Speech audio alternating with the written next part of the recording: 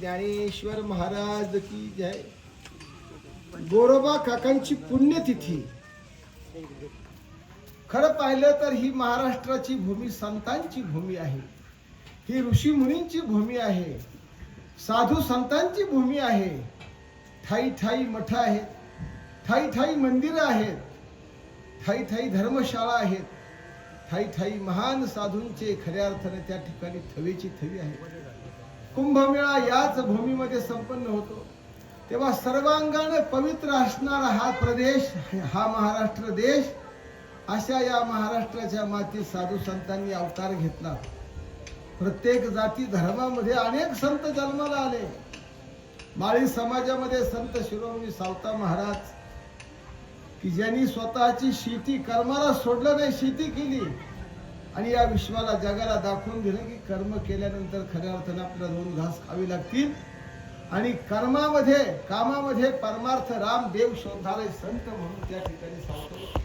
नरहरी सोनार असतील, प्रत्यक्ष भगवान परमात्मा नरहरी सोनार महाराजांना त्यांच्या कामामध्ये मदत करण्यासाठी सहाय्य झाले हे आपल्याला ज्ञात आहे, श्रुत आहे, सांगण्याची गरज नाही.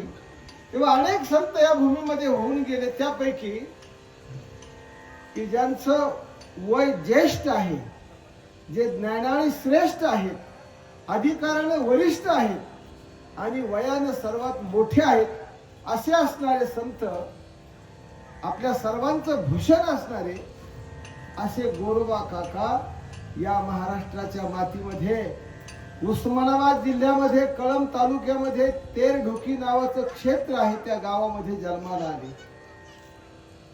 त्यांचे माता पिता कोण, आई कोण, वडील कोण, त्यांची कुळ कोण, खानदान कोण, वंशावळी कोण, की उगेच गोरोबा काका म्हणून आम्ही घेऊन पळतो.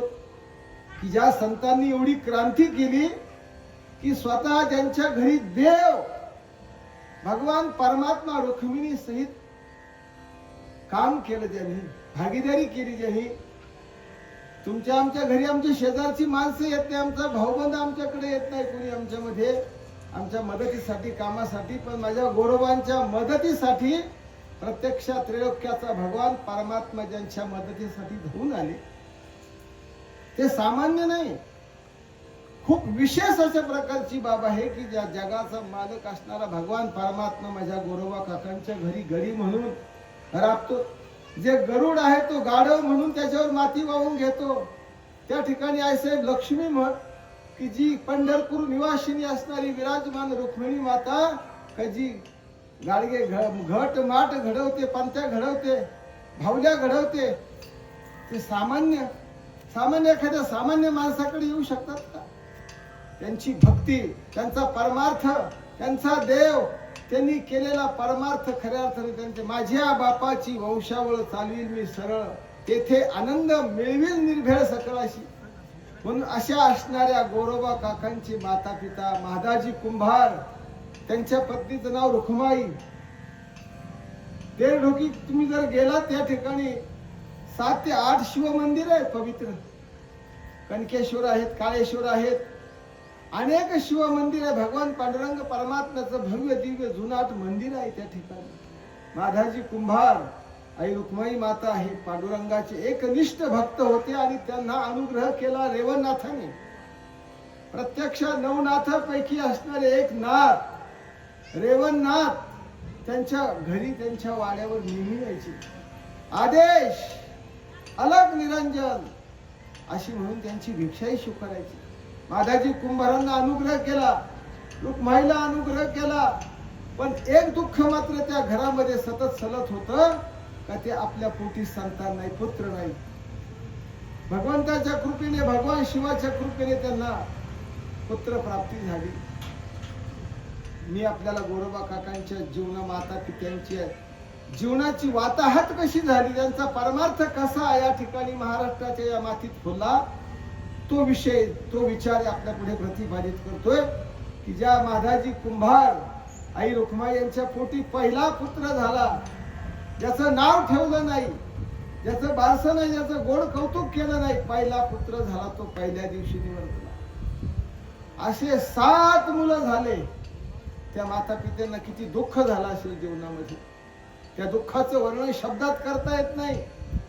त्या दुःखाला पारावार नाही. आणि म्हणून बघा, भगवान गोपाल कृष्ण 8व्या अवताराला जन्माला आले. गोकुळ अष्टमीच्या दिवशी भगवान श्रीकृष्णाचा 8वा अवतार जन्माला आला. त्या कथेशी, त्या परमार्थाशी, त्या भक्तीशी माझ्या गोरोबा काकांचा परमार्थ जुळतो, माझ्या माधाजी कुंभारांचा परमार्थ जुळतो, रुक्माईचा परमार्थ जुळतो. की 7 मुलं गेले भगवंता, तू जन्माला घातले, त्यांचा गर्भवास सोसला माझ्या रुक्माईनी, आणि ती 7ही मुलं गेली. त्या माऊलीला, त्या मातेला किती दुःख झालं असेल. आणि या महाराष्ट्राच्या मातीत जन्माला आलेल्या माता ह्या दुःख सहन करणाऱ्या असतात, वेदना सहन करणाऱ्या असतात, व्यथा सहन करणाऱ्या असतात.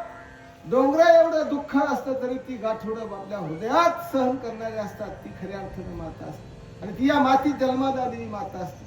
त्यापैकी आमची रुक्माई माता होती. 7 पुत्र गेले, सामान्य गोष्ट नाही. 8व्या गरोदर राहिल्या, त्यांना डोळे होऊ लागले. डोळे होणे हे स्त्रीचा स्वभाव आहे. ज्या स्त्रीला डोळे होत नाही ती स्त्रीच नाही. रुक्माई माता ही मुळातच तिच्या रोमात भक्तीच खऱ्या अर्थानं संचरलेली होती. जरी व्यवसाय कुल्हाळाचा असला तरी तो व्यवसाय पाहून ते श्रीमंत तर होतेच, भव्य दिव्य वाडा त्यांच्याकडे होता. अनेक लोक त्यांच्याकडे कामासाठी, उदरनिर्वाहाच्या साधनासाठी त्यांच्याकडे काम करण्यासाठी होते. आणि म्हणून 8व्यांदा रुक्मिणी माता गरोदर राहिल्या. त्यांना उत्साह वाटू लागला. मज द्या नोनी टाळ विना, भजन करील मी वेळोवेळा. माझे नाथबाबा शांती ब्रह्म त्यांनी फार सुंदर वर्णन केलेलं आहे. तितकंच नाथांनी जेवढं माझ्या गोरोबा काकांचं वर्णन केलं, संत श्रेष्ठ भगवान पांडुरंगरायाचे लाडके डिंगर नामदेव महाराज यांनी जे गोरोबा काकांचं सुंदर वर्णन केलेलं आहे, नाथबाबांनी आणि संत श्रेष्ठ नामदेवरायांनी गोरोबा काकांच्या जीवनाचं अत्यंत सुंदर, अत्यंत देखणं, रुपडं वर्णन केलं आहे. की ती वर्णन आम्ही ऐकल्यानंतर, वाचल्यानंतर, पाहिल्यानंतर, अनुभवल्यानंतर आपल्या अंतःकरणामध्ये खऱ्या अर्थानं दुःखही निर्माण होतं आणि भक्तीचा पाझरही फुटतो. आणि म्हणून हा 8वा अवतार, 8व्यांदा गरोदर राहिल्यानंतर त्या मातेला डोळे होऊ लागले. भक्तीचे, परमार्थाचे. मला असं वाटतं वारीला जावं, मला असं वाटतं टाळ वाजावेत, मला असं वाटतं विणा घ्यावा, मला असं वाटतं वारकऱ्यांच्या मेळाव्यात बसावं. असं करता करता 9 मास पूर्ण झाले आणि प्रसूत झाली रुक्माई माता. गावात ते ढोकीमध्ये तिकडे तिकडे आनंद झाला.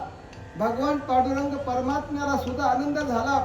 पाहुणे रावळे, नातेवाईक, मित्र परिवार सगळे सोयऱ्यांना खूप आनंद झाला. अनेक सुवासिनींनी माधाजी कुंभारांच्या वाड्यावर हेल टाकले. हेल आपल्याला ज्ञात असते. तो आनंद सोहळा झाला जिकडे तिकडं. भगवान शिवाला आनंद झाला. साक्षात रेवणनाथ ते त्यांच्या जन्माच्या वेळेस भिक्षा मागण्यासाठी समोर आले. सुतकात इटाळात भिक्षा घेऊ नये, पण रेवणनाथ आल्याचा पुणे विद्यापीठाने सांगितलं की रेवणनाथ नामक एक योगी सत्पुरुष जेव्हा गोरोबा काकांचा जन्म झाला त्यावेळेस मात्र त्यांच्या वाड्यावर आदेश, अलग निरंजन अशी घोषणा करण्यात आली. जिकडं तिकडं आनंदी आनंद झाला. 5 दिवस झाले. पाचीचा सोहळा सुरू झाला. मुलाचं पाचीचा सोहळा, पाचीकरण आपल्या हिंदू धर्मामध्ये किंबहुना या महाराष्ट्र धर्मामध्ये दंडक आहे. इतर धर्मामध्ये किंवा इतर प्रांतात मुलाची पाची करतात किंवा नाही करतात त्याविषयी मी अनाभिज्ञता आहे, मला ठाऊक नाही. पण आपल्या या महाराष्ट्र धर्मामध्ये जन्माला आलेल्या प्रत्येक बाळाची पाची केली जाते. तेव्हा प्रत्यक्ष पांडुरंग परमात्म्याच्या पत्नी रुक्मिणी आई साहेब हाती घेऊन आंगडे टोपडे सरी बिंद्या वाळे येती झाली. सूर्यास्तमानाला चाललेली आहे. पूजेची तयारी सुरू झालेली आहे. माधाजी कुंभारांच्या वाड्यात आनंद वार्ता सुरू झाली. सडा रांगोळ्या सवरजन झाला. तिकडे तिकडे दिवे पेटवण्यात आले आणि मग बाळाचं पाचीचा कार्यक्रम सुरू झाला. आईसाहेब रुक्मिणी प्रत्यक्ष आल्या की ज्यांनी स्वतः बाजेवरून त्या बाळाला उचलून आपल्या मांडीवर घेतलं. त्याला आंगडं टोपडं घातलं. त्याच्या मनगटात मनगट्या घातल्या. कोणी ओळख नाही का वारकरीच्या वेशात आलेल्या भगवान परमात्म्याच्या धर्मपत्नी रुक्मिणी माता त्या ठिकाणी आल्या. हळदी कुंकाचा समारंभ झाला, जेवण केलं, बाहेर ओसरीवर आल्यानं गुप्त झाल्या, ठाऊक नाही कुठे कोण वार करणार, ती शोधाशोध सुरू झाली, ज्ञात नाहीये. पहा, प्रत्यक्ष भगवान परमात्म्याच्या पत्नी रुक्मिणी आईसाहेब ज्या काकांच्या पाचीच्या वेळेस आल्यात, केवढा मोठा आनंद, केवढा परमभाग्य का जिने आपली मांडी त्या ठिकाणी या बाळाला दिली, ते परमभाग्य. बारशाचा दिवस, काकांचं बारसं करायचंय, नाव मात्र ठेवलं नाही. आपल्याकडे 12 दिवस झाल्यानंतर बारसं करतात. वाड्यामध्ये पाळणा बांधण्यात आला, नातेवाईकांना सगळ्याला आमंत्रण पाठवली, काय प्रसाद, मेजवानी, मिष्टान्न, जेवण, भोजन करायचं त्याचंही नियोजन ठरलं गेलं. मोठा समाज बांधव जमा झाला, नातेवाईक, मित्र, परिवार, सगळे सोयरे, आप्तेष्ट, गणगोत, हितचिंतक, त्या काळातली धनदांगडी माणसं, ते ढोकीतली मोठमोठी बागायतदार मंडळी, वतनदार मंडळी. 1267चा काळ आहे तो, आजचा काळ नाही, खूप लांबचा काळ आहे.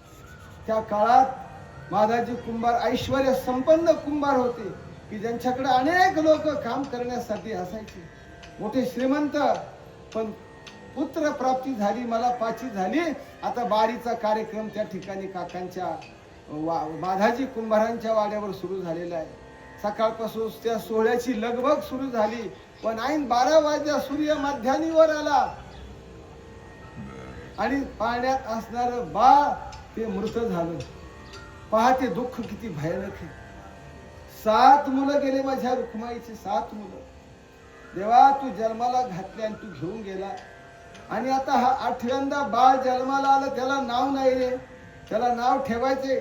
त्याच्या मावळणी, त्याच्या आत्या, त्याचे नातेवाईक, त्याचे मित्र परिवार, सगळे सोयरे, पाहुणे मेवणे या ठिकाणी गोळा होती. एकीकडे स्वयंपाक चालू झालेला आहे, एकीकडे घराला वाड्याला तोरणं बांधले, सडा संवर्धन झालं. एवढा आनंद सोहळा झालो असतानाच पाळण्यात बाळ मृत झालेले. किती दुःख आहे. मी सुरुवातीला आपल्याशी बोलून गेलो की या महाराष्ट्राच्या मातीत जन्माला आल्या स्त्रीला दुःखाचं गाठोड आपल्या अंतःकरणामध्ये बांधून ठेवतो. हंबरडा फोडला आईने, रुक्मिणी. देवा, अरे तू जन्माला घातलेलं बाळ ते हेरावून केलं. एवढ्या आनंद सोहळ्यासाठी सगळी पाहुणे मंडळी गोळा झाली, पण त्या 13 ढोकीच्या ईशान्य दिशेला स्मशानभूमी होती, त्या ठिकाणी बाळाला पुरण्याची व्यवस्था केली. खड्डा खाण्यात आला. हे तोठाण नाही, हा मानचा विषय नाही. माझे पैठणचे शांती ब्रह्मनाथ बाबा सांगतात आम्हाला, नाथ बाबांनी सांगितलं, ते ढोकीच्या ईशान्य दिशेला त्या ठिकाणी बाळाला पुरण्याची व्यवस्था केली. सगळी मंडळी आहेर नवीन वस्त्र घेऊन आली. बाळाचं बारसं संपन्न करण्यासाठी पाळणे म्हणणाऱ्या स्त्री आवेशात होत्या. सडा संवर्धन रांगोळ्या काढलेल्या होत्या, हंड्या झुमऱ्यांची दिवे लावलेली होती. एकीकडे स्वयंपाकाचा सुंदर सुगंध सुटलेला होता की 12 गावची मंडळी, आसपास परिसरातली मंडळी सगळी गोळा झाली. परंतु बाळ वारलं. दुःखाने बी होत झाले. आता काय करावं सुचत नव्हतं. कसबशी माणसाने माधाजी कुंभारांना सावरलं, रुक्मिणीला सावरलं. पण इकडे मात्र पंढरपूर क्षेत्रामध्ये रुक्मिणी माता देवाला म्हणतात, देवा, तुम्ही असे निष्ठुर का झालात? ज्या भक्ताला मी मांडीवर घेतलं, ज्याच्या मनगटात मी मनगट्या घातल्या, ज्याच्या तोंडावून, त्याच्या कपाळावरून, ज्याच्या माथ्यावरून मी हात फिरवला, ज्याला माझे दोन्ही हाताचा स्पर्श झाला, त्या बाळाला गतप्राण झाल्याचं पाहून तुम्ही इथं पंढरपूर क्षेत्रात थांबू नका. स्वय भगवान परमात्मा धरिला वेश तयानी ब्राह्मणाचा. एका ब्राह्मणाचा वेश घेतला, बाळाला त्या ठिकाणी पुरण्याची व्यवस्था झाली. सगळी गावातली मंडळी जमा झाली. त्या ठिकाणी प्रत्यक्ष रेवणनाथ हजर होते. नवनाथापैकी योग सिद्ध पुरुष नवनाथ रेवणनाथ त्या ठिकाणी हजर होते. दुःखाने बेहोश होऊन सगळी मंडळी स्मशानभूमीमध्ये गेली. बाळाला त्या ठिकाणी पूर्ण बेशुद्ध अवस्थेत असणाऱ्या रुक्माई देवींना सावरण्यासाठी त्यांच्या नात्या गोत्यातली माणसं, सगळी माणसं त्यांना धरत होती, बोलत होती, जाऊ द्या, जे झालं ते झालं. त्या ठिकाणी भगवान परमात्मा प्रत्यक्ष उपस्थित झाले. त्यांची गोर तयार केली, मातीची ओळ अशी तयार केली, आणि मग पांडुरंग परमात्मा सांगतात, अरे तुला नाव नाही, तुला गाव आहे ते ढोकी, तुला नाव नाही. अरे बाळा, तू वर आहे. त्या मातीतून, त्या गोरीतून जे वर मूळ आलं ते स्मृतीनं त्यांचं नाव गोरोबा ठेवण्यात आलं. बघा हा कलियुगातला चमत्कार. 1267च्या कालखंडात हा विषय त्यावेळेस ज्ञानोबराय, मुक्ताबाई, निवृत्तीनाथ, नरहरी सोनार, चोखा महार ही सगळी संत मंडळी त्या काळात होती, पण ती तिथे नव्हती. आता पांडुरंग परमात्मा त्या ठिकाणी होते. ज्या मातीतून, ज्या खड्ड्यातून रेवणनाथ त्या ठिकाणी प्रत्यक्ष उपस्थित होते. आई रुक्मिणी मातेच्या आदेशानुसार पांडुरंग परमात्मा तिथे हजर होते. आणि बाळा अरे वरे तुला नाव नाही, त्या बाळ त्या मातीतून खड्ड्यातून वर आलं, त्या मुरीतून वर आलं, म्हणून माझे नाव त्या ठिकाणी नावाभिमान गोरोबा ठेवून सगळ्यांना आनंद झाला. किंबहुना स्वर्गातून पुष्पवृष्टी व्हावी, सगळ्यांना आनंद झाला. की एक डोळ्यातून दुःख असू येत होते, एका डोळ्यातून आनंद असू येत होता. कारण दुःख याच्या करता होतं की 7 मुलं वारली, 8वाही मुलगा वारला. हे दुःख खऱ्या अर्थाने पचवण्याची शक्ती माझ्या रुक्माई मातेच्या अंतःकरणात, माझ्याच्या कुंभारांच्या अंतःकरणामध्ये भगवान परमात्म्याने दिली. आणि म्हणून या ठिकाणी आमच्या मनामध्ये दुःखही होते, आनंद होते. जी माणसं रणात स्मशानभूमीत गेली, ती माणसं पुन्हा हसत वाऱ्यावर आली. आणि त्या डुंगराचे दिवे बांधले, तोरणे बांधले. त्या काळामध्ये काय आनंदी सोहळा केला असेल तो ज्ञात नाही, पण माझ्या नाथ बाबांनी जेवढे तोफक शब्द सांगितले ते मी आपल्या समोर सांगतो. कुंडाळाचे वंशी जन्मले शरीर, तो हा गोरा कुंभार हरिभक्त. माझं शरीर तरी कुंडाळाच्या वंशात जन्माला आहे, तरी हरिभक्ती सोडली नाही, नामस्मरण सोडलं नाही, पूजा सोडली नाही, ध्यानधारणा सोडली नाही. नामचिंतनाच्या माध्यमातून मी माझं आत्मकल्याण तर केलं, पण जगाला सुद्धा जगाचा विचार करणारे संत, जगाच्या कल्याणा संतांच्या विभूती देह कष्ट किती बरोबर. संतांचं कार्य ही जगाच्या सुखासाठी, जगाच्या हितासाठी, जगाच्या भल्यासाठी, जगाला आनंद व्हावा, जगाला सुख व्हावा, जग सुखी व्हावा, जग ज्ञानी व्हावा, जग भक्तिमय व्हावा, अशा प्रकारचे संतांचे विचार त्या ठिकाणी. म्हणून ही सगळी मंडळी रडत स्मशानभूमीत गेली, पुन्हा हसत मंडळी आली. बारशाचा सोहळा सुरू झाला. सगळ्यांना आनंद. महाराजींनी सगळ्यांना गोड अन्न प्रसाद, गोड मिष्टान्नाचं जेवण दिलं. तुम्हाला सांगतो या ठिकाणी नाथबाबांचं चरित्र जर मिळलं तर जरूर वाचा माझ्या गोरोबा काकांच्या जीवनाविषयी, की ज्या चरित्राचं चिंतन आपण जर केलं, वाचलं, तर आपल्या अंतःकरणामध्ये भक्तीची ज्योत प्रगट होईल. कारण संतांचे चरित्र हाच आपल्या परमार्थाचा विषय आहे. संतांनी केलेलं कार्य, संतांनी केलेली भक्ती, संतांनी केलेलं कर्तृत्व, संतांनी केलेलं नेतृत्व, संतांनी सोसलेला त्रास हाच आमच्या परमार्थाचा विषय, आमच्या भक्तीचा विषय आहे. कारण आमच्याकडे वेळ नाही साधना करण्यासाठी, अनुष्ठान करण्यासाठी, ध्यान धारणा करण्यासाठी, तपश्चर्या करण्यासाठी. ही भूमी संतांची भूमी, ऋषी मुनींची भूमी आहे, पण आमच्याकडे त्यातलं काहीच नाही. संतांचे चरित्रातले, संतांच्या जीवनातले 2 शब्द आमच्या अंतःकरणामध्ये जर रुजले तर खऱ्या अर्थानं आमच्या अंतःकरणात भक्तीचं बीज रोपण होईल, भक्तीचा खऱ्या अर्थाने आनंद होईल. पेटवून अवश्यम नळा, जाळीती क्रोधाचा भुरी नळा, भडभडा आणि तीव्रा तोही मला तत्काळ आमच्यातला राग अहंकार करून गोरोबा काकांचं बारसं सुंदर साजरं झालं. त्या ठिकाणी एवढे वस्त्र तिच्या गावातल्या लोकांनी आणले की मृत व्यक्तीच्या अंगावर, मृत बालकाच्या अंगावर घालण्यासाठी वस्त्र आणले. त्या काळात, ते समकाळात असणारी छोटे छोटे बाळ, जेव्हा ज्या काकांनी आणलेले कपडे महाराजांनी त्या रुक्माईच्या सगळ्या बाळकांना वाटून दिले. एवढा मोठा आनंद. पण पुढे मात्र काका मोठे होत गेले. वयामानानुसार काका मोठे दिसत, चंद्रकलेच्या कलेप्रमाणे काका मोठे होत गेले. आणि काकांचा विवाह समिती नामक एका सुंदर सुशील सालस कन्येबरोबर झाला. काका प्रपंच करू लागले, पण एक मात्र दुःख, माझी कुंभार निवडली. काही काळानंतर रुक्माई निवडल्या. त्या सौभाग्यवती म्हणून ज्या ठिकाणी गेल्या, काकांच्या अंतःकरणात काकांना एक पुत्र प्राप्ती झाली. पण काका मात्र मनात म्हणायचे, अरे बाळा, तुला सांभाळण्यासाठी कोणीच नाही. या वाड्यातले रोगाची माणसं किंवा पोटगीसाठी विदागिरी करावी म्हणून येणाऱ्या माणसाने तुला धोका द्यावा, तू इतक्या लायकीचा नाही रे. देवाकडे प्रार्थना करायची, अरे जन्माला आलेल्या बाळाला जर माझे वडील असते तर त्यांनी धोका दिला असता, माझी आई असती तर धोका दिला असता. आणि म्हणून महत्वाचा मुद्दा मला या ठिकाणी प्रतिपादित करायचा आहे की हे चरित्र अर्ध्यावर सोडून थांबायचं नाही, चरित्र पूर्ण करायचंय. काही संतांचे चरित्र 8-8, 9-9 दिवस चालतात. पण माझ्या काकांचं चरित्र एक अर्ध्या तास 20 मिनिटं 25 मिनिटं कसं संपेल, म्हणून मला या ठिकाणी आवडतं आपल्याला या ठिकाणी प्रतिपादित करायचे की काकांचे आई वडील निवर्तले संती आणि जी शांत विचाराची होती, संत विचाराला गुंफणारी जी स्त्री होती ती संती होती. आणि म्हणून पुत्राला सांभाळण्यासाठी कोणाचे मला दुःखाची सण होती. त्या बाळाकडे पाहू सांगा, म्हणायचे बाळा अरे तुला धोका देण्यासाठी तुझी आजी नाही रे या ठिकाणी. पण पुढे मात्र या ठिकाणी असा विषय झाला संतीने बाळाला 1-2 वर्षाचं बाळ झालं. कोसरीवर अंगणात बाळाला ठेवलं. गौरवांनी चिखल तुडवण्यासाठी दारात वाड्यासमोर मोठं आळं तयार केलं आणि तो चिखल मऊ करण्यासाठी त्या चिखलामध्ये पूर्वीच्या आताच्या सारखे पूर्वी मशनी नव्हत्या, यंत्र नव्हते, स्वतः पायाने ते तुडवावं लागत असं ते आळं.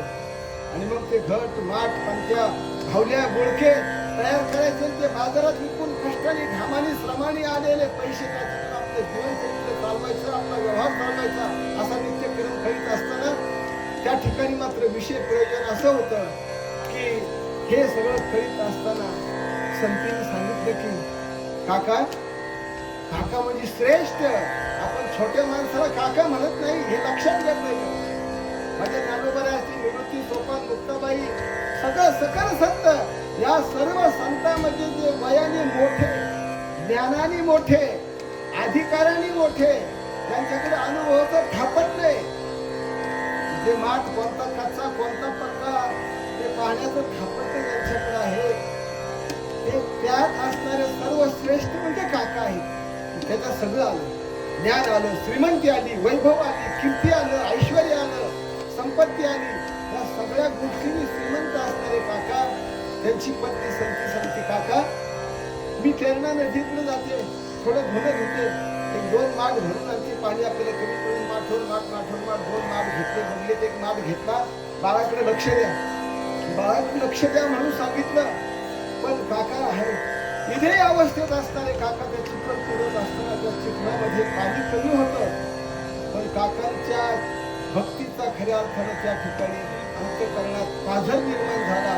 आणि आपले वडील, आपले बाबा या चिखला या मातीत गोल फिरतात, मी त्यांच्या पायाला धरू काय, मी पण त्याच्यात नाचू काय, अशी भावना त्या बालकाच्या अंतःकरणामध्ये निर्माण झाली.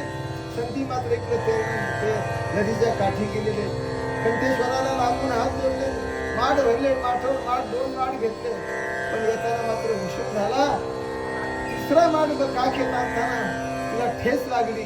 नाथ बाबा सांगतात मला तितकंसं वर्णन करता येणार नाही. उशीर झाल्यानंतर नदीचं बोट फुटलं आणि तेव्हा बोट फुटल्यानंतर त्याला चिंधी बांधण्यासाठी तिला पुन्हा सगळे माठ खाली उतरावे लागले. आणि मग पुन्हा माठ डोक्यावर भरून घेतले. येऊन पाहतात इकडे त्या काळामध्ये त्या बाळाला वाटलं की आपण आपल्या बाबांबरोबर खेळावं, बाबांबरोबर. तेव्हा हे जे चित्र दाखवले त्या चित्रासारखं मनोमर अशा प्रकारचं तो चिखलामध्ये ते बाळ आलं. विधेय अवस्था, फार शुद्धीवान मी तिहाच नाहीये. एकीकडे हात फुटला गेला, एकीकडे त्यांच्या नरड्यावर पाय देण्यात आला, एकीकडे बाळांचा पाय फुटला, चिखल लाल बुंद झाला. संती मात्र पाणी घेऊन आलं, बरोबर पाहिलं आलं आणि प्रांगणात पाहिलं बाळ दिसत नाही. कुठे कुठे घार हिंदे आकाशी, तिचा जीव पिला पाशी. घार जरी आकाशात हिंदत असतील पण तिला वाटतं माझे पिल्लं तुम्ही घेऊन जाईल का, दांडगे खातील काय. तेव्हा त्या तिला असं वाटतं बाळ कुठं दिसेना. अशा भावनेने तिने पाहिलं, तिला बाळाचा शोध पुढेच लागेल. आळ्यात पाहिलं तर आले डोक्यावरचे माठ खाली फेकून दिले, मोठ्याने आरडली, रडू लागली. पण काका देहावर नव्हते, भानावर नव्हते, शुद्धीवर नव्हते. तरी देहानं बोल ते चिखल तुडत होते. तरी भानावर नसताना तिने देवाला शिव्या द्यायला सुरुवात केली. आग लागो तुमच्या भजनाला, आग लागो तुमच्या पंढरीच्या पांडुरंगाला. माझ्या पोटचा तिच्या कोणाच्या कोणत्या माऊलीच्या पोटचा गोळा गेल्यानंतर ती पतीला शिव्या देणार नाही. तेव्हा ह्या पांडुरंगाला शिव्या देते माझी धर्मपत्नी, मला शिव्या देते. म्हणून चिखल तोडण्याचं जे लोह पात्र ज्याला आपण थोडं म्हणतो ते लोह थोड्याचा दांडा आमच्या बरोबर काकांनी असा उघडल्या बरोबर संतीने हात धरला. तुम्हाला पांडुरंगाची शपथ आहे, जर मला मारतात माझ्या पांडुरंगासाठी शपथ घेतो म्हणून काकांनी तो दान ठेवून दिला खाली. आणि पुन्हा एका कोपऱ्याला शांत बसलो. गाव जमा झालं. भक्ती हा परमार्थ असा असतो का? मूल चिखला तुडेपर्यंत, मरूपर्यंत, त्याचा नरडीचा फोड घेईपर्यंत याला परमार्थ. सगळी नातेवाईक मंडळी गोळा झाली आणि गोरोबा काकांना दोषी ठरवण्यात आलं. त्या ठिकाणी पुन्हा पत्नी बरोबर आयुष्यभर एक शब्दही बोलले नाही. पण माझ्या गोरोबा काकांचा वंश वाढला पाहिजे, माझ्या गोरोबा काकांचा प्रपंच पुढे गेला पाहिजे, त्यासाठी माझ्याशी काका बोलत नाही. पुत्र संतती प्राप्ती कशी होईल? पण ती वडिलांकडे गेली, आईकडे गेली, सांगितलं बाबा. बाबा तर येऊनच गेलते आधी. अरे तुझ्या पोटी झालेला सुंदर कुलदीप तुझ्या पतीनं भजनाच्या नादात, पांडुरंगाच्या नादात, देवाच्या नादात या ठिकाणी तो मातीत मिळाला. शेवटी आपला देह जन्माला येतो, तो मातीतून पुन्हा मातीतच जातो. मला माझी बहीण द्या रमी या नावामध्ये फार मोठा अर्थबोध भरलेला आहे की ती प्रपंचामध्ये रमेल, प्रपंचाला सांगेल, प्रपंच वाढवील, प्रपंच घडवील, प्रपंच मोठा करील, प्रपंचाचा कळस करील अशी माझी बहीण. आता गोरोबा माझ्याशी बोलत नाही, पण मला रमी द्या. हा विषय जेव्हा संतीनं काकांच्या समोर मांडला, त्यांच्या सासू सासऱ्याने अशी विषय मांडला, काका होकार दिला. काकांच्या अंगाला हळद लावली, नवरदेव झाले, बाशिंग मांडलं, मोठ्या दिमाखात थाटात लग्न झालं. पण काकांना दुःख एकच होतं मात्र की माझा हा सोहळा पाहण्यासाठी मी पांडुरंगा तुझ्यासाठी शपथ घेतली. माझे आई बाबा नाही. अरे ज्याचे आई बाबा नसताना ज्यांच्या अंगाला हळद लावली बहीण नाही, भाऊ नाही. काका माझे एकटेच होते, पण माझी प्रत्यक्ष रुक्मिणी पांडुरंग परमात्मा ज्यांची कृपा हस्त ज्यांच्याकडे होता, या बहीण भावंडांची त्यांना काही गरज नव्हती की त्यांच्या बरोबर मागे पुढे राहे सांभाळी. भक्तांसाठी देव सुद्धा खऱ्या काकांचं लग्न झालं, दुसरं संसार करू लागले. संसार त्यांचा वाट लावताना तिच्या पती आईने काय, वडिलांनी काय सांगितलं, जसं पहिलीला सांभाळलं तसं दुसरीला. मुख्य की पॉइंट हा आहे या सगळ्या कथेचा, या सगळ्या जन्माचा, या सगळ्या सोहळ्याचा, ह्या खटाटोटीचा मुख्य की पॉइंट की तिचे संतीचे रमीचे आई वडील म्हणतात, जसा संतीचा सांभाळ केला, तिला अंतर दिलं नाही तुम्ही, तसं हिलाही सांभाळ करा. पाया पडले दोघंही आणि पुन्हा आपल्या घरी आले. शब्द चुकला. त्यांनी शपथ घेतली होती की जर माझ्या अंगाला स्पर्श केला तर तुम्हाला पांडुरंगाची शपथ आहे. दिवस निघून गेले, वर्ष, 2 वर्ष, 3 वर्ष झाले. काका आबोल होते, घरात कोणाशी बोलत नव्हते. पण एक दिवस भजन करून बसलीवर काका झोपले असताना दोन्हीकडे 2 पत्न्यांनी आपले आपले हात, काकांचे हात हातात घेतले. काकांना जाग आली, अरे मी देवासाठी, माझ्या भक्तीसाठी, माझ्या परमार्थासाठी, माझ्या पांडुरंग परमात्म्यासाठी मी शपथ घेतली की मला स्पर्श करायचा नाही स्त्रीला. आणि दुसरी स्त्री मला करून आणली, दुसरी पत्नी केली धर्मपत्नी रमी, ती माझ्या प्रपंचात रमणारी आहे. पण मी शपथ घेतलेली आहे. तिच्या वडिलांनी सांगितले की जसं हिला वागवतात तसा दोघीत अंतर, दोघीमध्ये ठेवू नका, सारखं दोघीने सारखं प्रेम द्या, सारखा जिव्हाळा द्या, सारखी माया द्या. दोघींच्याही बरोबर सारखं राहत नाही. पहिलीला जो नेम होता तो दुसरीला होता. काकांना कळलं की माझे हात चोरीला गेले. त्याच रात्री काकांनी स्वतःच्या शस्त्राने हात तोडून घेतले. भळभळा रक्त वाहू लागले. पहा, आरडाओरड सुरू झाली घरामध्ये, पळापळ सुरू झाली की अरे हात तोडले, ज्यांनी आपले पंजे तोडून टाकले शस्त्राने. माझ्या पांडुरंग परमात्म्यासाठी ज्या महान संतांनी या महाराष्ट्राच्या मातीत ज्यांनी शपथ मोडली नाही, असे आपण कित्येक शब्द घेतो. त्या आपल्या शब्दाला काय रीत आहे, काही धर्म आहे का? माझ्या काकांनी हात तोडून घेतले. ही वार्ता सगळ्या गावात कळली, तेल ढोकीत कळली, पांढऱ्यारावळ्यात कळली, सगळ्या सोयऱ्यात कळली, नेमण्यात कळली की काकांनी आपले हात पंजे तोडून टाकले, फडके बांधले. त्यावेळेस कसलं पटकन, कसलं काय, असे छोटे हात घेऊन देवाकडे, देवा अरे मला हात नाही रे, तुझं भजन केलं असतं तर माझे हात तुझ्या शक्तीसाठी मी हात तोडून घेतले. ही वार्ता माझ्या सगळ्या संतांना कळली. ज्ञानोबा तुकोबा यांचा जन्म नव्हता, तुझ्या मुक्ताबाईंना कळली, सगळ्या त्या समकालीन संतांना कळली. सगळे संत आषाढीवारी जवळ आले. धांडा बसला. ज्या हाताने सगळे माठ घडवले, रामधन घडवले, चुली घडवल्या, मुळगे घडवले, महिला घडवले, पंत्या घडवल्या, दीपावलीच्या दक्षिणा घडवल्या, ते हात तुटले, आता करू काय? प्रपंच बसला, हात करायचं काय? रवी महाराज काहीच करता येत नाही भगवंताच्या कृपेशिवाय.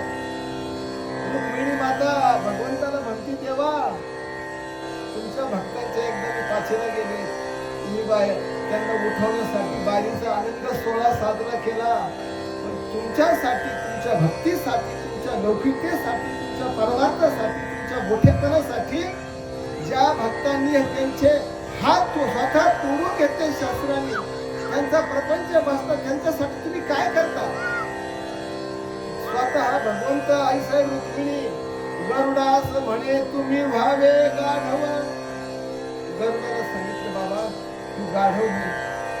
रुक्मिणी झाल्या कुंभारीनं, देव स्वयंभू झाले कुंभार, आले तेर ढोकी शिदान, म्हणत असे कुठे गोरवाचा वाडा. लोकांनी सांगितलं पुढच्या चौकात जा, पुढे जा, पुढे एक शिव मंदिर आहे, त्या ठिकाणी गेले की तुम्हाला गोरवांचे तुटलेले हात, बेबस होऊन कोणाही बरोबर एक शब्द बोलत नव्हते. सगळ्या जीवनात झालेल्या ज्या माणसाकडून चुका, चुकी जो माणूस असतो तो कोणाशीच काही बोलत नसतो. मनातली मनात भक्तीची कालमेल त्याची चालू असते. काकांचं भजन अंत करणं चालू, देवा हाताने टाळ वाजवले असते, टाळ्या वाजवल्या असत्या, मी माझे हात तुटले, मुलगाही गमवला, सगळ्याच गोष्टी माझ्याकडून चुक्या झाल्या, चुकीला क्षम्य नाही. तेव्हा पांडुरंग परमात्मा रुक्मिणी सैन्य जरूर आले. गोरोबाला विचारलं, इथं काम मिळेल का? पाठीत आपण धंदा करू, मी कुंभार आहे. गोरोबाने चौकशी केली, तुम्ही कुठले? मी तो राहणारा परदेशी, नाम तो माझो विठो कुंभार. मी परदेशी आहे, पंढरपूर क्षेत्रातला आहे, पण घरी या ठिकाणी पोटासाठी आलो, पाठीत धंदा करतो. त्यांचं सरळ ठरलं, भल्या पाठी आईसाहेबांनी स्वयंपाक करावा. स्वयंपाक केल्यानंतर भगवान परमात्म्याने त्या गरुड रूपी गाढवाला फुटकी घालावं, त्यांच्या अंगावर माती आणावी, गावाच्या बाहेर ती माती चाळावी, ती माती आणावी. माझ्या गोरोबा काकांसाठी प्रत्यक्ष पांडुरंग परमात्मा गाढवावर, गरुडावर माती घेऊन येऊन ती माती चाळायची आईसाहेबांनी. आणि रुक्मिणी मातेने ते पुरवलेला चिखल त्याच्या भावल्या कराव्यात. दिवाळीच्या भावल्या बा ज्या काळातल्या ते ढोकी, त्या उस्मानाबाद जिल्ह्यातल्या, महाराष्ट्रातल्या ज्या माणसाचं काय परमभाग्याची लक्ष्मी, की प्रत्यक्ष ज्या लक्ष्मी पूजनासाठी ज्यांच्या हाताने लक्ष्मी निर्माण झाली, ज्यांच्या हाताने पंत्या निर्माण झाल्या, त्या दिवे लावण्यात आले असतील, ज्या माझ्या शेतकऱ्यांसाठी बैल तयार केले, ते बैल माझ्या पांडुरंग परमात्म्याच्या हाताने तयार झालेले बैल पूजनासाठी गेले. काय ते परमभाग्य आणि पवित्र माणसं असते.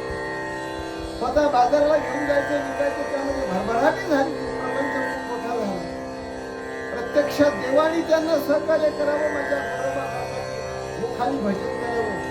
हरे हात तुटले, टाळ्या वाजवता येत नाही, टाळे वाजवता येत नाही, तेव्हा रुक्मिणी मातेने सुंदर स्वयंपाक करावा, हे तोफा नाही. या मातीमध्ये घडलेली वस्तुस्थिती माझे शांती ब्रह्मन नाथ बाबा सांगतात. या नाथांच्या शब्दावर, नाथांच्या वाङ्मयावर किंवा नाथांच्या साहित्यावर आमचा विश्वास आहे, श्रद्धा आहे, प्रेम आहे, भक्ती आहे, जिव्हाळा आहे, माया आहे, ममता आहे, सहिष्णुता आहे, ते आम्ही प्रमाणभूत मानतो आणि म्हणून ते सत्य आहे. त्या ठिकाणी गोरोबा काकांचं जीवन पुढे चाललं. बाजार करणं, बाजारात लोकांना ह्या वस्तू, थंडगार पाण्यासाठी माठ द्यावं, त्या माठातल्या लोकांनी पाणी प्यावं, लोकांना मंत्रमुग्ध करावं, अशा प्रकारचं जीवन तुमचं घडतं. पण पुढे आषाढी वारी चालून आली. आषाढी वारी चालून आल्यानंतर सकल संत मंडळी त्यांच्या वाड्यावर जमा झाली. त्यात ज्ञानोबराय असतील, नरहरी सोनार असतील, चोखाजी असतील, सगळे संत चाटेजी असतील, अनेक संत मंडळी त्यांच्या बरोबर वारी करणं हा काकांचा स्थायी स्वभाव. कारण पंढरपूर क्षेत्र आणि काकांचं जवळजवळ 50 मैल असं अंतर आहे. 50 ते 55 मैलाचं अंतर हे. पुन्हा आषाढी कार्तिकी वारी म्हणजे देवभक्तांच्या भेटीचं एक सुंदर योग आहे. आणि अशा वारी झालं थोडं राहिलं आणि म्हणून त्या ठिकाणी संत मंडळी जमा झाली. सर्व संत जमा झाल्यानंतर काकांच्या अंतःकरणामध्ये भडभडी निर्माण झाली, आपणही वारीला गेलं पाहिजे. दोन्ही पत्नी म्हणल्या, काका तुम्ही जर वारीला जात असेल तर आम्ही ते कशाला थांबावं. पुत्रही गेला, कोणाबरोबर रमावं हे आम्हाला दुःख सहन होणार नाही. पुन्हा वारीचा हा सोहळा काकांच्या बरोबर अनेक संत मांडले. भगवान पांडुरंगाचा आषाढी महावारीच्या सोहळ्यासाठी देव भक्तांच्या भेटीचा उत्तम सोहळा म्हणजे आषाढी वारी. महाराष्ट्राचा स्थायी भाव आहे वारी करणे. पाहुणा वारीतला आनंद आमच्या जीवनाकडे कसं एखादी बॅटरी तिथे चार्जिंग गेल्यानंतर तिला पुन्हा चार्जिंग करावी आणि त्या प्रकाशामध्ये आपल्याला आपलं कर्म कार्य करता यावर त्याकरता वारी. एकदा पांडुरंग परमात्म्याचं दर्शन, चंद्र भागेचं स्नान, पुंडलिक रायाचं दर्शन घेतल्यानंतर आमच्या अंतःकरणा रोमारोमामध्ये जो आनंद, जी भक्ती निर्माण होईल ती त्या वारीच्या माध्यमातून निर्माण होईल. असो त्या ठिकाणी भगवान पांडुरंग परमात्म्याच्या वारीसाठी सगळी मंडळी भजन करीत करीत निघाली. पण दुःख मात्र एकच होतं की ह्या सगळ्या सोहळ्याच्या आधी पंढरपूर क्षेत्रामध्ये जेव्हा सगळं संत संमेलन घडलं होतं, काही मंडळी संतात आनंदीला होतं, काही मंडळी संत पंढरपूर अखिल भारतीय मराठी साहित्य संमेलन आपलं अलीकडं भरतं का? भरतं माहिती आहे ना. या संत मेळाव्यातील माझ्या गोरोबा काकाच्या संत संमेलनाचे अध्यक्ष होते. याचे पुरावे उपलब्ध आहेत. महाराष्ट्रातली सगळी संत मंडळी एकत्र जमा झाली. पण माझं मत असं आहे, नाथबाबा संतात श्री क्षेत्र पंढरपूर या ठिकाणी वाळवंटामध्ये पुंडलिक रायाच्या मंदिरा शेजारी संत संमेलन भरलं. त्या संत संमेलनामध्ये आमच्या मुक्ताबाई सांगतात की काका तुमच्याकडे अनुभवाचं थापटले कोण मडकं कच्चं कोण पक्क तुम्ही सांगा.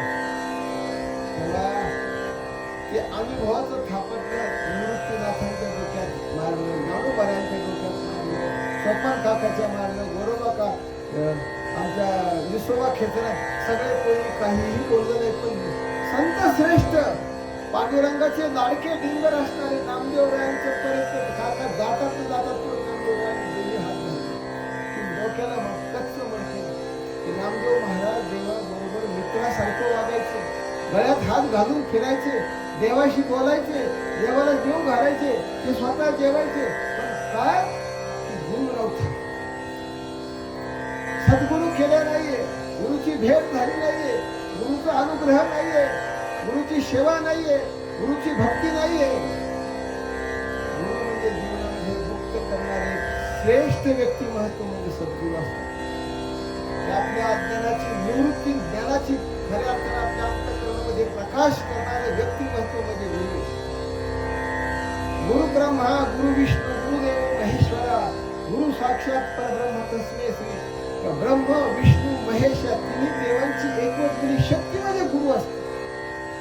गुरु करणं म्हणजे एखाद्या महात्म्याकडून, एखाद्या बाबाकडून देव मंदिर धोतर घातलेले, फेट्या घातलेले माणसाकडून बुक्का लावून माळ घालून घेणं गुरु करणं असं त्याचा अर्थ. प्रत्यक्ष समर्थ सद्गुरु आपल्याला जे ज्ञान देतात ते अनुभवसिद्ध ज्ञान आहे. अनुभवातून आलेलं ज्ञान हे खऱ्या अर्थाने मुक्त करणारं ज्ञान आहे. समर्थ गुरुवारी आपणच्या जीवनाविषयी सांगण्याचा विषय वेगळा होईल तेव्हा त्या नामदेवरायांचा फार मोठा घोर अपमान झाला. त्याचा बदला घेण्यासाठी भगवान पांडुरंग परमात्म्याची वारी माझ्या गोरोबा काकांनी केली. त्या वारीच्या सोहळ्यामध्ये गोरोबा काका, त्यांच्या दोन्ही पत्नी, अनेक संत मंडळीच्या 12व्या शतकामध्ये पांडुरंग परमात्म्याच्या पवित्र पावन भूमीमध्ये गेलेले. वर पांडुरंगाच्या मंदिरासमोर एकीकडे रंजन, एकीकडे संतुल.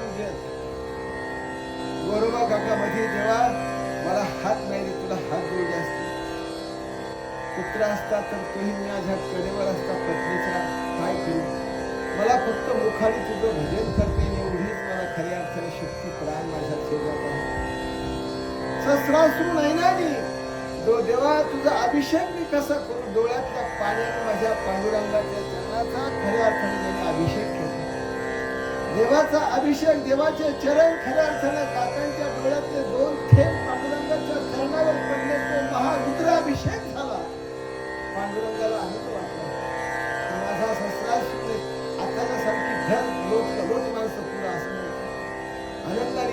दर्शन घेतलं आणि रुक्मिणी मातेच्या मंदिरात गेले. रुक्मिणी मातेचं मंदिर त्या ठिकाणी आईसाहेबांचं दर्शन घेतलं. आईसाहेबांचा मळक त्या दोन्ही पत्नीने भरला. आईसाहेबांची ओटी भरली. माते तुझं हे दर्शन आम्हाला सौभाग्यदायी ठेव. आणि पुन्हा पुढच्या महाद्वारामध्ये नामदेवरायांचं कीर्तन चालू होतं. नामदेव महाराज सुंदर कीर्तन करत होते. अनेक संत मांदी आणि कीर्तन श्रवण करण्यासाठी बसली. त्या ठिकाणी कीर्तनाचा उत्तरार्धात आले आणि नामदेवराय सांगतात की आता वर हात करा. विठोबा रखुमाई, विठोबा रखुमाई असं भजन चालू झालं. पण माझ्या गोरोबा काकांच्या अंतःकरणात दुःख एकच होतं की देवा तुझ्या प्रतिज्ञेसाठी तुझ्या शक्तीसाठी मी हात तोडले, मला भजन करता येत नाही. बघा नामदेवरायांनी हात वर करण्याची सूचना दिली. तत्क्षणी छोटे हात माझ्या गोरोबा काकांनी वर केले आणि या छोट्या हाताला पंज फुटले. हा कलियुगातला चमत्कार. कुंडलिका वरदे हरी विठ्ठल श्री ज्ञानदेव तुकाराम पंढरीनाथ भगवान की जय. गोरोबा काकांना हात फुटले. मोठा आनंद झाला. गोरोबा काका टाळ्या वाजत आहेत, पांडुरंगाचं भजन करतायत.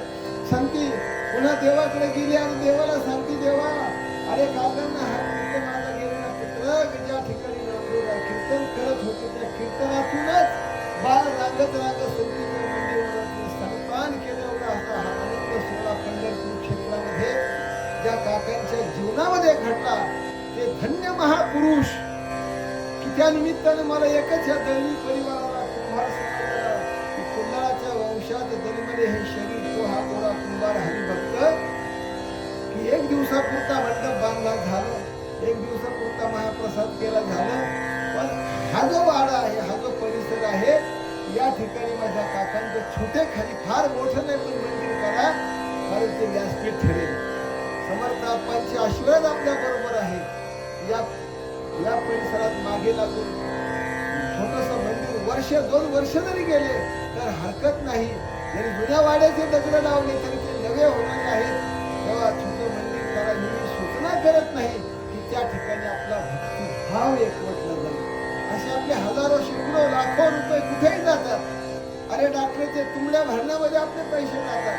पण माझ्या काकांचं जर तुम्ही या ठिकाणी मंदिर जर केलं तर त्या मंदिरामध्ये रोज दिवा लागेल, त्या मंदिरामध्ये अगरबत्ती लागेल, भक्तीचा सुगंध निर्माण होईल.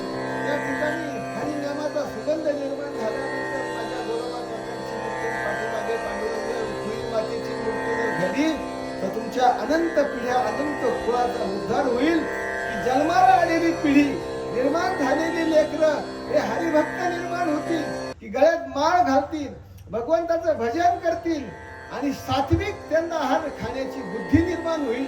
ते माझ्या काका निर्माण करतील, पांडुरंग परमात्मा निर्माण करतील. तुम्ही हजारो लाखो रुपये जर निर्माण केले आणि ते पैसे तुम्ही या ठिकाणी पुढे घेऊन बरोबर राहणार नाही.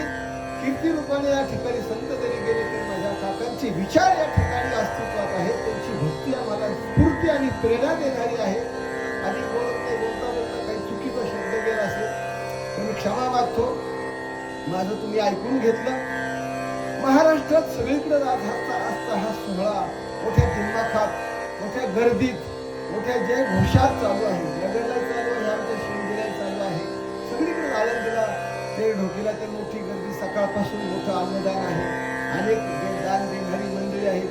आपणही जी मंडळी या ठिकाणी थोड्याफार फरकाने उपस्थित झालेला आहात तुम्हाला मनापासून धन्यवाद देतो. भगवंत आपल्या ठरलेल्या इच्छा मनातल्या पूर्ण करो, तुमच्या मनोकामना पूर्ण हो आणि गोरोबा काकांची तुमच्या पूर्ण परिवारावर तर भाऊ तुमचं गाव हे क्षेत्र आहे. वांबुरी ज्या ठिकाणी या वांबुरीला चैतन्य गोरक्षनाथाचा पदस्पर्श झाला, मच्छिंद्रनाथांचा पदस्पर्श झाला, अनेक साधू संतांच्या पदस्पर्शाने ही भूमी पवित्र झाली. तेव्हा तुम्ही सुद्धा मोठे अधिकारी आहात. अधिक बोलत नाही, वेळ फार कमी आहे. झालेली सेवा माझ्या काकांच्या चरणी, पांडुरंगराच्या चरणी, समर्थ सद्गुरू आप्पांच्या चरणी या ठिकाणी समर्पित करतो. आणि वैष्णव मेळावा असो किंवा 1 दिवसाचा सप्ताह असो, 2 दिवसाचा सप्ताह असो, त्याच्यामध्ये या ठिकाणी पसायदान म्हणूनच पाहिजे. ज्ञान पैगा बरवे जरी म्हणे असे तरी संताया भजावे सर्वस्व. कोणते संत म्हणजे आम्हाला जीवनमुक्त करतात म्हणून अशा संतांचा एकदा गजर करू, पसायदान घेऊ आणि कार्यक्रमाची सांगता का पुढचा हरिपाठ होईल. पुंडलिक वरदा हरिविठ्ठल श्री ज्ञानदेव तुकाराम पंढरीनाथ भगवान की जय. श्री गुरु माऊली ज्ञानेश्वर महाराज की, संत श्री गोरोबा काका महाराज की जय. आता विश्वात्मके देवे येणे वागयज्ञ तोषावे, तोषोन्मध द्यावे पसाय दावे. जे खळांची व्यंकटी सांडो, तया सत्कर्मे गती वाढो. भूतान परस्परे जवो मैत्रिवांचे, दुरितांचे तिमिर जावो.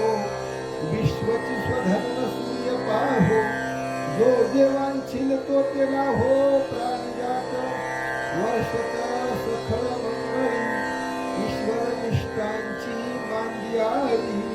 अनवरत भूमंडळी भेटतया भूता, सगळा कल्पतरूचे आडव. चेतना चिंतामणीचे गाव, बोलते द्यारणव पियुषांचे. चंद्रमा जलांछन मार्तंड जे तापहीन, ते सदाही सज्जन स्वयं होती. किंबहुना सर्व सुखी पूर्ण होई तिन्ही लोकी. भजिजे ज्वादी पुरुषी अखंडित, आणि ग्रंथोपजीविये विशेष लोकीये. दृष्टादृष्ट विजय भावी, एक म्हणे श्री विश्वेश्वराओ. हा होईल दान कसाओ.